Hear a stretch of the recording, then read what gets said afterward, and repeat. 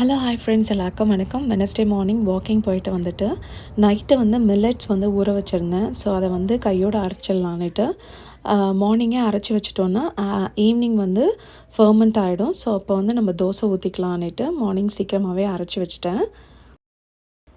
மாவு அரைச்சிக்கிட்டே சைடில் மார்னிங் பிரேக்ஃபாஸ்ட்டுக்கு பசங்களுக்கு சீஸ் பிரெட் சாண்ட்விச் பண்ணியிருந்தேன். எங்களுக்கு திணையில் பொங்கல் செஞ்சுருந்தேன். பொங்கல் எனக்கும் ஹஸ்பண்ட்க்கும் அதனால் கொஞ்சமாக தான் செஞ்சுருந்தேன். 1 கப் திணைக்கு 1/2 கப் பாசிப்பருப்பு போட்டு சீரகம் மிளகு போட்டு அதை வேக வச்சுருந்தேன். எண்ணெய் காஞ்சோடனே கடுகு சீரகம் பெருங்காயத்தூள் போட்டு கருவேப்பிலை போட்டு தாளித்து அதில் கொட்டிட்டேன். அதுக்கு தொட்டுக்க வேர்க்கடலை சட்னி வச்சுருந்தேன்.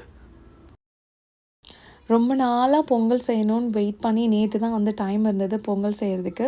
பொங்கல் செஞ்சால் நான் தான் எங்கள் வீட்டில் சாப்பிடுவேன், மற்றவங்க யாரும் அதிகமாக சாப்பிட மாட்டாங்க. அதனாலே நான் செய்ய மாட்டேன் அதிகமாக. லஞ்சுக்கு டியூஸ்டே லெஃப்ட் ஓவர் சிக்கன் கறி இருந்தது. ஸோ அதை வச்சு பசங்களுக்கு ரைஸ் வச்சு கொடுத்துட்டேன்.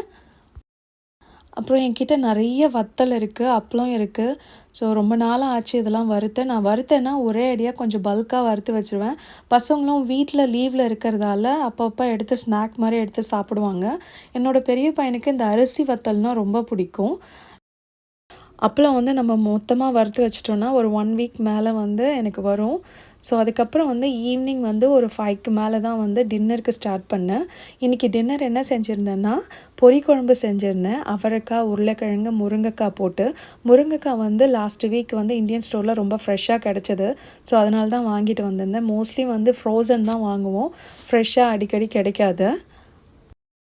லாஸ்ட் வீக் ஃப்ரெஷ்ஷாக தேங்காய் கிடச்சதுன்ட்டு இந்த வாரம் ஃபுல்லாக தேங்காய் தான் எங்கள் வீட்டில். குழம்புக்கு தேங்காய் அரைச்சி ஊற்றிட வேண்டியது. சட்னினா தேங்காய் சட்னி, வேர்க்கடலை சட்னின்னு செஞ்சுட்டு இருக்கேன். ஸோ மாவு நல்லா ஃபர்மெண்ட் ஆகிருந்தது. ஸோ நைட்டு பசங்களுக்கு தோசை தான் சுட்டு கொடுத்தேன். நல்லாவே இருந்தது.